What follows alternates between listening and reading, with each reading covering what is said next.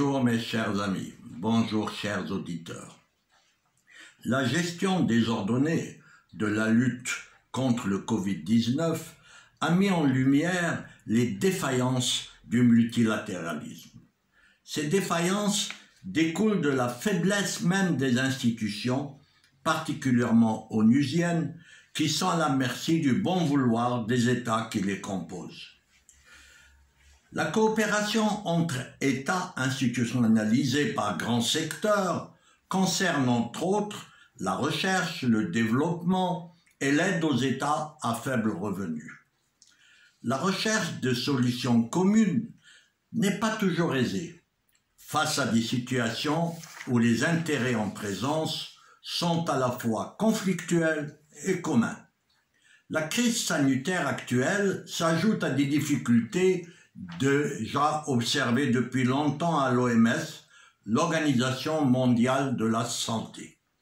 Tout le monde connaît la paralysie du Conseil de sécurité des Nations unies par l'exercice du droit de veto.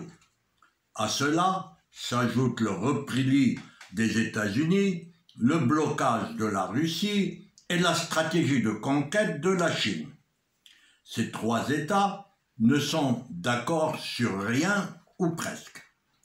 À cette situation difficile, il faut ajouter d'autres faiblesses des institutions multilatérales. Le trop-plein des initiatives qui ne facilitent pas les coopérations nécessaires et la surproduction de normes dont on ne sait pas si elles sont obligatoires ou non. Cet état de choses ne facilite pas la mobilisation de toutes les parties dans la lutte contre le Covid-19.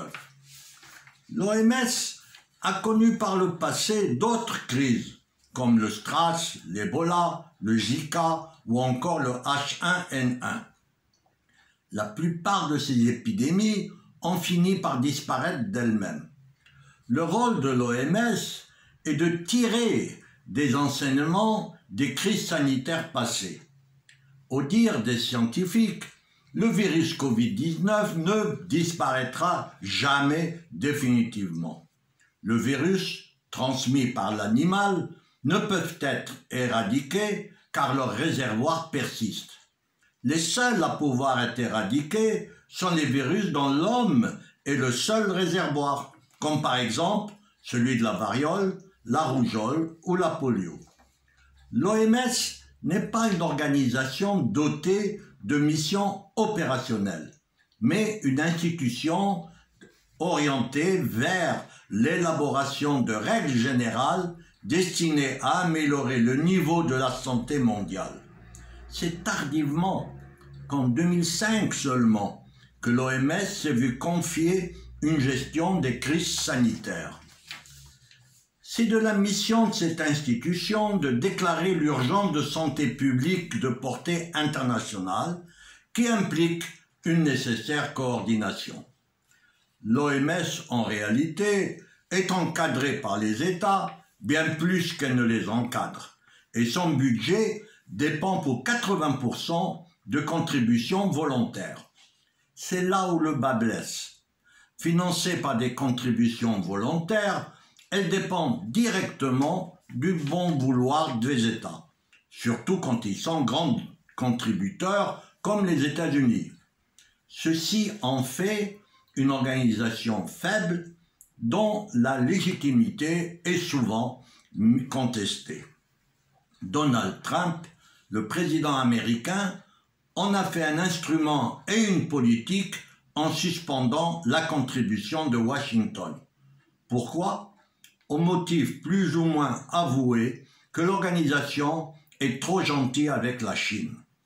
Dans le langage du président américain, c'est « faites ce que je veux ou je coupe les vivres ». Dans un autre langage, c'est du chantage au plus mauvais moment, lorsque toutes les volontés doivent être assignées à la lutte contre le virus. Il faudra doter l'OMS d'un financement plus sûr et pérenne, loin de toute démarche politicienne. Il faut l'investir de plus d'autorité. Il s'agit de la sécurité sanitaire des peuples. les initiatives du président Donald Trump émanent d'une ingérence inacceptable.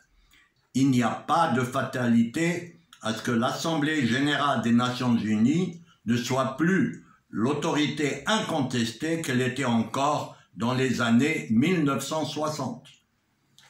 À demain, si vous le voulez bien.